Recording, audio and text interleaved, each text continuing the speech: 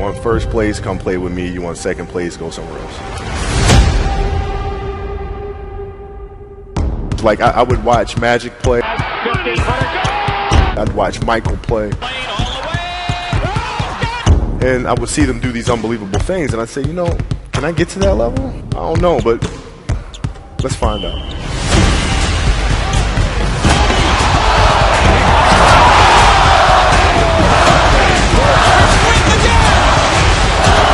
That's why he's the best player in the game.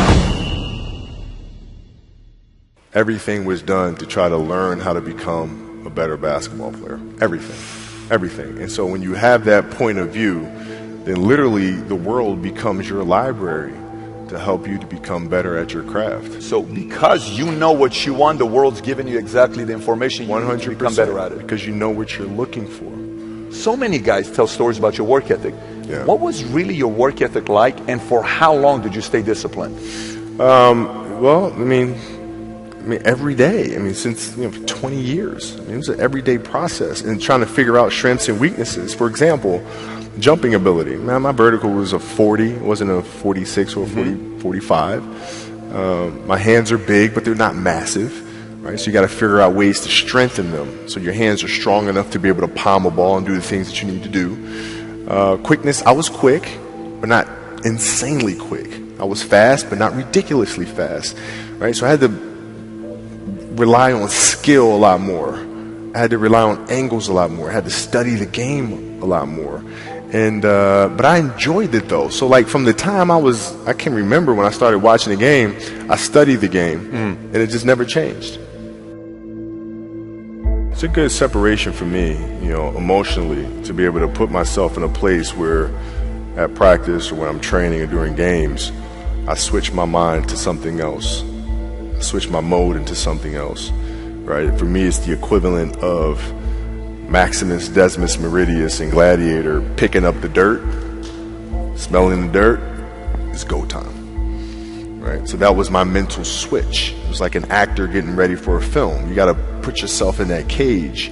When you're in that cage, you are that character. And then when you leave there, it's something completely different. But when I'm in that cage, bro, don't touch me, don't talk to me. Just leave me alone. How did you get mentally and emotionally so strong where it doesn't bother you?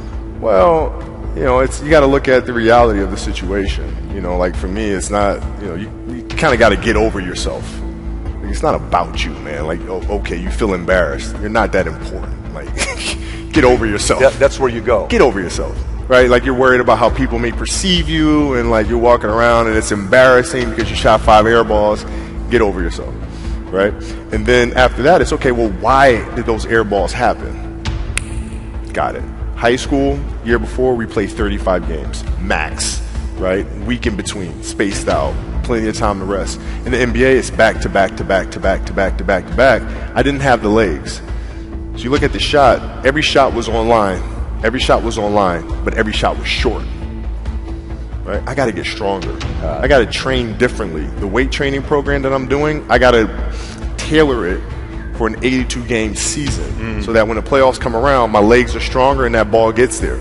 So I look at it with rationale and say, okay, well, the reason why I shot air balls is because my legs aren't there. I go, well, next year they'll be there.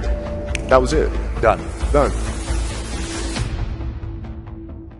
Were there some names that you looked at and says, these 3 guys are as crazy as I am? At the time, I deal with what I've referred to as Goat Mountain. I went to Goat Mountain, and I talked to Magic, Michael, Bird, Hakeem Olajuwon, Jerry West, Oscar Robinson, Bill Russell. So I would talk to them. What did you do? What were your experiences? Michael in particular, he's become my big brother. He's been my big brother since I first came in the league. And what was that process like? So I went to them and started understanding the ins and outs of the game, and how they approach things and their level of detail and obsessiveness, and that's what I did. The players that had that passion but weren't willing to commit their entire lives to doing that, right? It's a choice. right? You have other things. You have family. You have all these other things that you have to do. The game can't really be your number one priority. And so I was looking at that like, man, this is going to be fun. If I'm buddies with you from high school, if I'm a cousin of yours, what happened to our relationship? How did that gravitate when you went into the league and you're determined to become the greatest, or you're determined to become one of the greatest? What happens to our relationship? Oh, it suffers. It does suffer. Oh, yeah. Okay. Yeah. And you understood that. You were okay with that. Well, yeah. And the people that love you, like friends and family, like they know that about you. Got it. So they let you be you.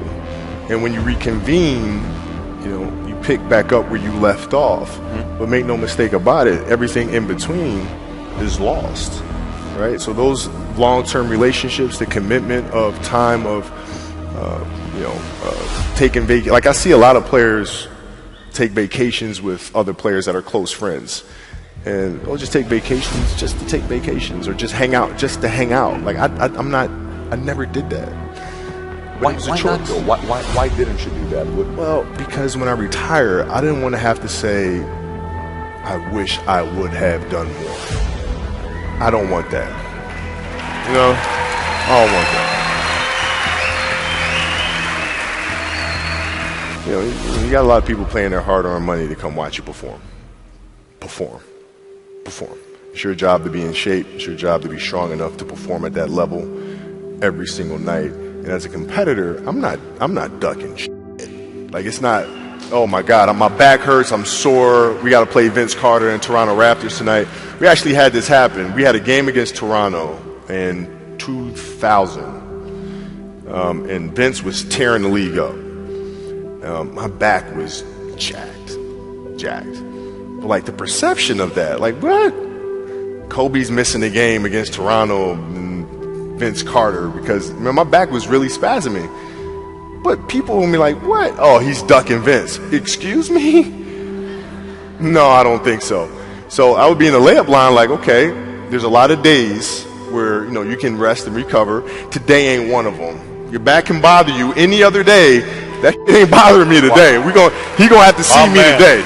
Yeah. Oh man. Yeah.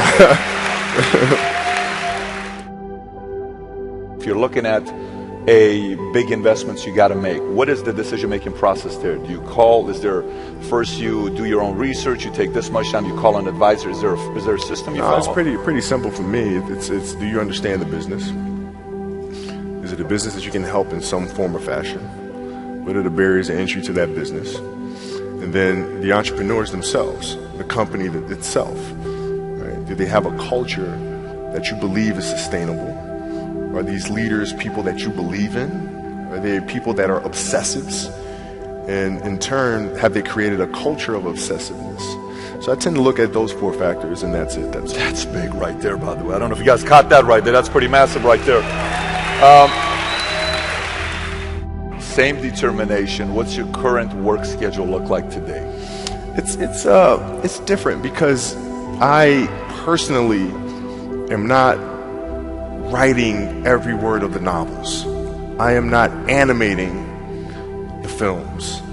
What I have to do now is make sure that the people that we bring in, these obsessives that we bring in, are challenging themselves to do the best job that they think they can do. That's what I'm there for, is for them to constantly look in the mirror and self-assess and challenge themselves. If we have a project and you're saying, okay, I can do that, that's not the project we want. The projects that say, I don't know if I can animate that. I don't know how to write that story. I don't know how to do that. Those are the things we want, because through that curiosity, you'll reach a level that you didn't think was possible. And so running the studio, that's what I'm doing.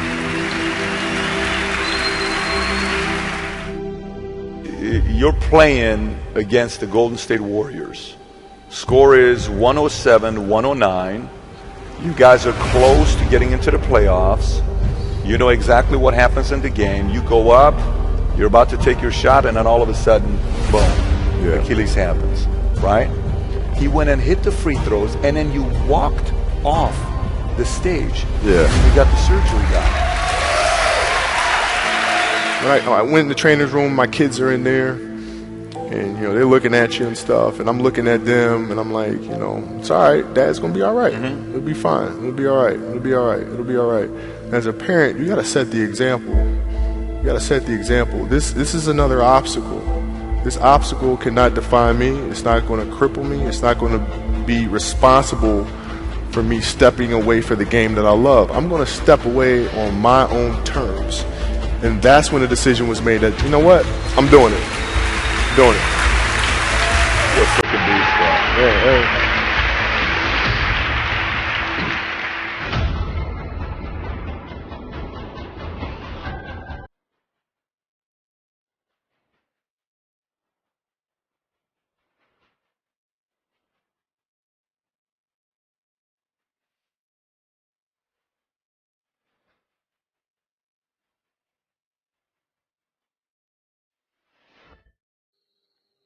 Subscribe to channel and press the bell icon.